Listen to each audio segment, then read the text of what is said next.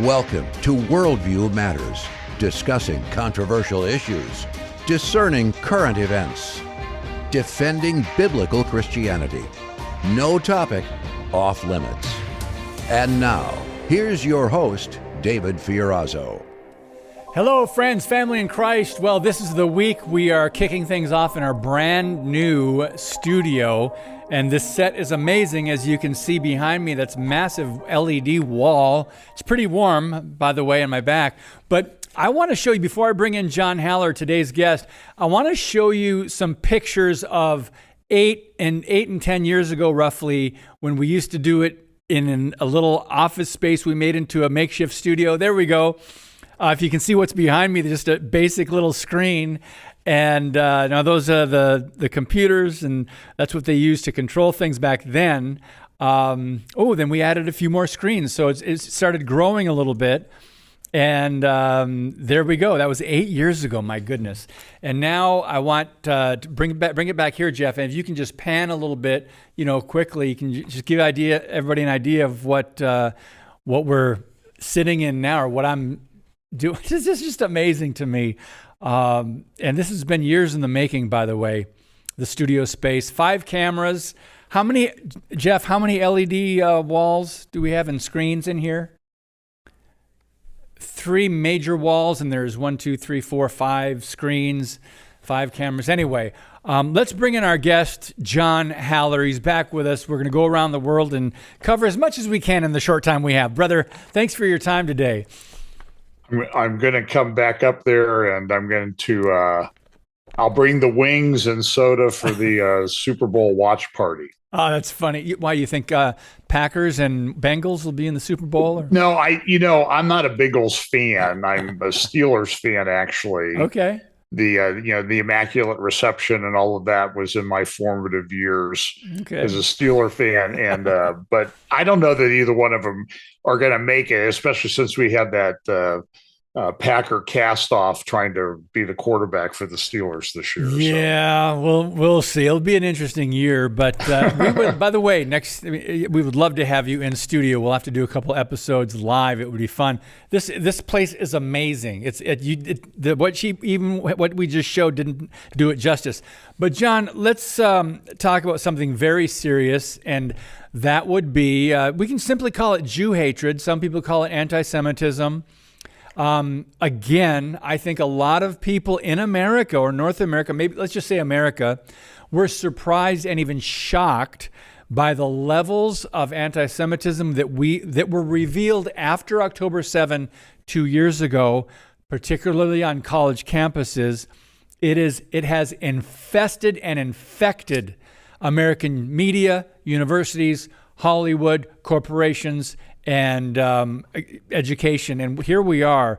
So I do want to talk about some real photos of actual hostages, and starvation is what Hamas is doing to some Israeli hostages. But where do you want to start before we dive into this? Well, I think if we go back to October 7th, that's kind of interesting. I remember waking up that day about 1 a.m. as things started to unfold. And it's interesting, they've now gone back into the various pro-Palestinian groups, and they've found that in chats with various of these pro-Palestinian groups in the United States, they were already making plans for protest before that morning. They were talking about protests before the attack started from Gaza. Wow. They knew.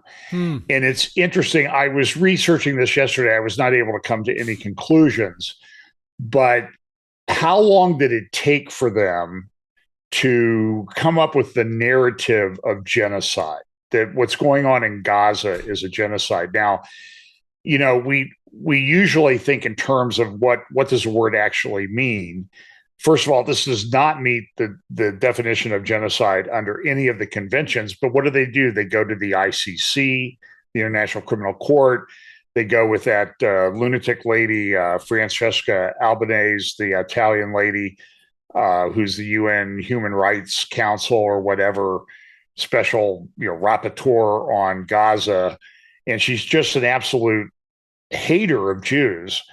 And so there's this whole apparatus that's been designed. And a lot of this goes back to 1948 and the Israeli War of Independence. And by the way, the New York Times headline the day after that war started said that the Arabs invade Palestine. Now, there was no Palestine, but that's what they called the area. And there were no Palestinians at that time. There were Arabs who lived there, but they became Palestinians in 1964 as part of Russian propaganda. So this has a long-standing history of anti-Jewish conduct. But the interesting thing is they've been claiming, as long as I can remember, that Israel's committing a genocide in the Arab areas in Judea and Samaria, often called the West Bank, and in Gaza. But if go back and look what the population of Gaza was back in 2005 when Israel pulled every single Jew, dead and alive, out of Gaza. And what do you mean dead and alive? Yeah, they dug up the graves and brought the bodies out of Gaza. Gaza was completely, as they would say, Judenrein. It was Jew-free. The population then was in the mid hundreds of thousands. When this war started in October of 2023, the population of Gaza was about 2.2 million. Now, if you're committing a genocide, how do you go from a population of, let's say, 700,000 to 2.2 million in 20 years? You are clearly the most ineffective, inefficient, and incompetent committers of genocide in human history. So it doesn't add up. And see, this is what people are defending. By the way, can I say one other thing? I know I'm interrupting you. That's all right. But this is an important point. Since October of 2023, when this war started, 50,000 babies have been born in Gaza. Think about it. That doesn't seem like it could be that. I brought that up in a forum. You know what somebody said? Wow, the Jews really rape a lot of people, don't they? Jeez. I mean, right. I'm telling you, this is, and so the genocide thing started pretty early on. And I saw a good interview with the great Melanie Phillips the other day, who's got a book out about sort of Christian Jewish religious thought and how this is like the solution. I can't remember the name of it right off the top of my head. What she was saying is, the one thing we've seen is that they completely try to demonize the Jews, and they want to wipe them out of existence. This is biblical. This is what Psalm 83 talks about. Come, let us conspire against these people so that the name Israel will be remembered no more. But the best picture of it is these people going through New York. You've seen the videos, I'm sure, of protesters going up to places where they've posted the pictures of the hostages. And they're literally digging them off of the wall with their fingernails in a desperate attempt to completely erase them from memory. It's pretty amazing. Yep. You said that's America, right? That was in New York. So yeah, that's in America. Yep. So the media, John, as we've talked about quite a bit, is complicit in a lot of this. And I don't know why, but this is it's a spiritual battle. That's why. Here's why. Because driving this, it's demonic. It's demonic. It is satanic. Driving this, it's a spiritual dimension because Satan hates, first of all, children of God, but he hates Jews, God's chosen people, and Satan hates Christians. So the topic happens to be this battle that we're seeing that seems to be irrational. Some of their thinking they're against the Jews is irrational, but that's part of it. For example, Olivier Melnick's definition of anti-Semitism, the irrational and satanic hatred of the Jews in thoughts, words, and deeds. So let's go to real quick. I don't want to forget this, that we have this over at Front Page Magazine what a real hostage and real hunger look like. And John, I'll let you just share whatever you'd like about this, because the media won't show this, but they'll show a fake picture of a child with some sort of genetic disorder or disease, and they'll say that Israel, the Jews are starving him, and that was fake, that was false, but they put it out there. So John, talk about this one right here.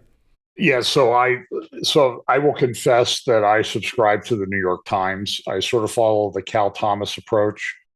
Cal said he would get up every morning with his coffee and he would read the Bible to find out what God wanted, what God's agenda was, and he would read the New York Times and Washington Post to find out the other side's agenda. Exactly. So there were a couple of weeks ago, there was a very famous photograph. It was everywhere, front page, all over the world, of a mother holding a very skinny, thin child. Mm-hmm. And as people investigated that, they found out that the child was not starved, because when you got the full photograph that wasn't cropped, the child's normal looking sibling was standing there. The mother looked normal. She didn't look like she was starving. Other people around did not look like they were starving. The child had a genetic disease, but it was put on the front page of the New York Times above the fold. Yep. That New York Times picture and article has been viewed in excess of 70 million times around the world. The New York Times then later, once the news came out that this child had a genetic disease or some disease that was causing him to look like this, they put up a retraction on sort of a out of the way X thing where they put these retractions that was seen by less than 60,000 people. So the fake news got 60, 70 million views. The correction got less than 60,000. Okay, say that again. That's very important for people to understand what the media gets away with. Front page of the New York Times, above the fold. I think it was on a Sunday, a week ago Sunday. This mother holding the child, and the child was very thin, sickly, obviously, and this was put up as proof of starvation, famine in Gaza. Fake news. It was fake news, and that got 60, 70 million views, like by the last count I heard. And the retraction that they put up, which was, well, we may have made a mistake, got about 60,000 views. Yeah, so there's the original. They were claiming that child was starved by the Jews in Gaza, and it's fake, not true. But this is how irresponsible our media is. So this is a big problem, and so there's these allegations of starvation. There's been I don't know how many millions and millions, hundreds of millions of meals and food and everything brought into Gaza. But it's clear, even the UN came out and admitted the other day that about 90% of all the trucks that are sent in there with aid are hijacked by Hamas. Hamas then keeps this stuff in warehouses and sells it to the people that are supporting it. Oh, my goodness. And they use the money that they raise to support their operations. So this is a complete, total scam. Yeah. You know, the only refugee status in the world that can be inherited is Palestinian refugee status. Many years ago, I sat at a Christ at the Checkpoint conference with a doctor from Gaza. And by all accounts, I think I verified this. Three of his daughters and a couple nieces were killed in an explosion in Gaza. Very tragic. But what we don't know is, was it an Israeli missile that was trying to get a terrorist who was embedded in a residential area, or was it a Hamas rocket that fell short? Because, 40% of them never make it out of Gaza. And I talked to them, though, and I talked to them about the refugee problem, because I've been in Israel, I've been to Nablus, and there's a big refugee camp there. It's a hotbed of terrorism. You see them all over Israel. And I've been in Jordan. I've seen refugee camps in Jordan, and they look the same. And I said, no, wait a minute. You have a refugee camp of Arabs in Israel, But you have a refugee camp of Arabs in Jordan. And then you have another one. It was just in the news last week, Yarmouk in Damascus, which was just devastated during the Syrian civil war. And it was one of the most densely populated people. And I said, why do you have Syrian refugee camps in Arab countries?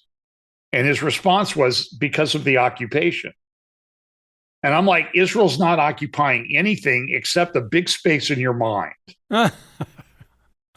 And he's a very smart guy. I mean, he was very engaging. We had a talk over dinner one night, but he's totally duped. And so there's so many things to say about this. Well, John, there's allegations from the International Criminal Court that it's genocide, but even the head of the International Criminal Court says, no, we've never ruled that way. But nobody ever quotes her. Right. So we've got to take a brief pause. We'll be right back. We'll talk more about this on Worldview Matters. Introducing Patriot Mobile, the wireless carrier that stands with you. We are committed to supporting the values that make our nation great. With affordable plans and reliable nationwide coverage, Patriot Mobile is not just a wireless service. It's a call to action for those who believe in the American dream. Get free activation now with promo code David.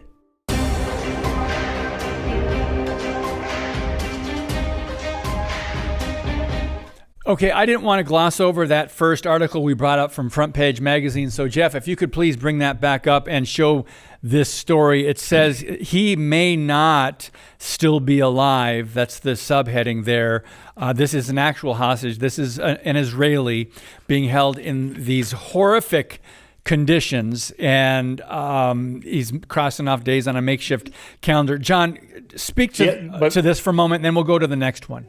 Sure. The estimates are that man who's been there now for 600 and actually on Tish B'Av, that was the 666th day of the Israel-Gaza war. Oof. But by that point in time, he was estimated to have lost, I think it was 60 or 70% of his body weight from when he was taken captive. And we know when some of these hostages came out, were released a few months ago, they look like people that were walking out of Auschwitz. We've seen the pictures of Auschwitz and other death camps in Europe as the American and other allies liberated those death camps. And we see the people who were there that were just if you've ever been to Yad Vashem in Israel, you know that this is it's one of the heaviest mentally crushing places you can ever go, and everybody needs to go there when you're in Israel. But so this guy's lost a lot of weight. There were videos put up of him having to dig his own grave. Yep. And that's what he said. And he's starving. And now the word that I'm hearing coming from sources in Israel is that the concern is that what's going to happen now is Israel's trying to make a decision as to whether they enlarge the war in Gaza or not. And I can tell you that they have found that on October 7th, the people that came across, probably less than a third of them were Hamas. The rest were Palestinian Arabs. And what they found, the soldiers have found as they've gone through Gaza, they have found in at least every other home and every place that they've gone throughout the Gaza Strip, which is probably 40 miles north to south and 5 to 8 miles wide. I've been right down on the border myself. It's not a big place, but every other home has a picture of the Dome of the Rock and some kind of poster about finishing the job, getting rid of the Jews. And so the question becomes with Israel, it's a very hot button issue in Israel right now. There's a lot of people there that says we have to do everything. We need to end the war and bring the hostages home. Doing it that way will not end the war. Any rational, thoughtful human being knows that this is not going to happen. And we need to understand in the West, the followers of this religion do not think the way that we do. And they think, we are worried. So, for example, I'm a little concerned with President Trump, who seems to be sort of following the Chamberlain methodology of pre-World War II of appeasing people who are aggressors in wars with land. I do not think that we know historically that this never works out. It never works out. And so there's a lot of pressure on Bibi Netanyahu right now, a lot of turmoil in Israel, and you have essentially a battle going on between the IDF leadership and Bibi Netanyahu. Now, we can criticize Netanyahu and everything, but remember, it was the IDF leadership that had a failure, what they call a failure of conception. They had a failure of conceiving what was going to happen if things in Gaza ever cut loose. And they weren't prepared. They were not ready for this. And they were allowing 18 to 22,000 people would come across the Gaza border every day to work in Israel. They worked in the kibbutzim. And what they were doing was they were gathering data and intelligence that was fed to Hamas. And Hamas knew every place there was a safe room in these homes. And I've been in these kibbutzim. Every home has a safe room. You go out to the rec area, for example, at Niram, and you're standing a kilometer from the Gaza border fence. That's how close you are. Wow. And there was a complete failure. And so now everybody wants to talk about what do we do the day after Hamas, the day after we're done with Hamas. And I'm like, it's got to be the day after you're done with the enemy. And so now the conception has to be, we have to, I don't know how to say this in a kind way or what you would call a Christian way, but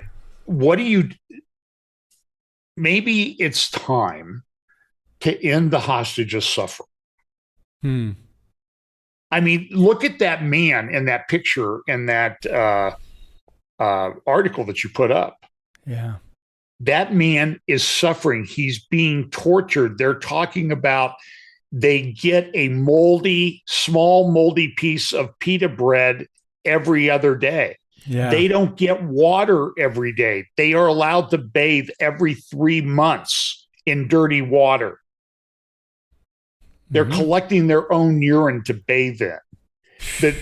And so I don't want anything to hear. So, on the right in the United States, and I'm talking about the mega right, the Tucker Carlson, or what we would say Huckster Carlson, are completely anti-Israel. I'll give you some examples. So Tucker did an interview with Ted Cruz a couple months ago, at the end of June, and he attacked Cruz's claim that the Bible says we should support Israel. And he was like, well, the Bible that I read, I mean, really, what are you reading, Ted? And that's pretty good. Since that, and he says, I'm not obsessed with Israel. Uh-oh. Since that time, I just sent you the X post that was up Jeff, today. Put that up. We've got receipts on if Tucker Carlson is obsessed with Israel. Look at that. In less than 10 weeks, he has mentioned Israel 800 times. So the question ought to be asked is, so we ought to go through and do, and I praise the Lord for the people who torture themselves to listen to all of this garbage. Oh, gosh. But so this is the hypocrisy. And Candace Owens is the same.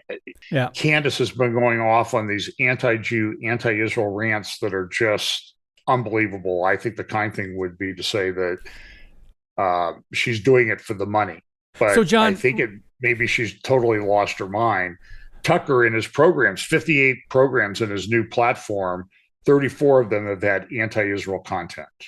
Both of these individuals say they're Christian. I think maybe Tucker's Episcopal or whatever, but obviously they don't have a proper biblical worldview when it comes to Israel. Can you explain that? What are your thoughts on that in the last 2 minutes here that we have? Sure. Well, Candace's recent convert to Catholicism, and Catholicism has had a Jewish problem. That's right. A great Jewish problem. And Tucker just recently interviewed the sister of George Stephanopoulos, who has been a Russian Orthodox nun in Israel, and she just spouts these lies. But she even admits in the interview with Tucker that you should go watch it, but she even admits that we really can't share the gospel in the Palestinian areas. And they blame Israel for the decline in Christians, but the number of Christians in Israel has grown over the years. And Bethlehem used to be 90% Christian. It's now less than 10% because of Muslim persecution. That's not Israel. She was trained in Russia, went to school in Russia. She's been trained in Russian anti-Israel, anti-Jew propaganda. She's not to be believed. And so the thing that I think that we should end with, David, is the hypocrisy. So you see them attack Israel all the time, but how often do they do anything to protest the slaughter of 850,000 people over the past number of years in Yemen, the hundreds of thousands in Sudan, the almost million in Syria, the Turkey getting rid of the Kurds, all under the name of Islam? Yep. And I'm telling you, the hypocrisy, I think what's the saying is, if hypocrisy was water, the world would drown. Yeah, it's a dangerous place right now. And we have to remember, they're not just after the Jews. Christians are next. There's already increasing violence against Christians around the world. That's part of that red-green axis that Trevor Loudon and others talk about. But John, it always goes by too fast with you. We'll have to do 2 episodes next time again. Anyway, thanks, brother. God bless. Thanks. Congrats on the new studio. Thanks. Well, guys, there's so much more to talk about, a lot of important issues, but we will keep it going as much as possible. And just thanks for your prayers and support. God bless you. And as always, keep speaking the truth about things that matter.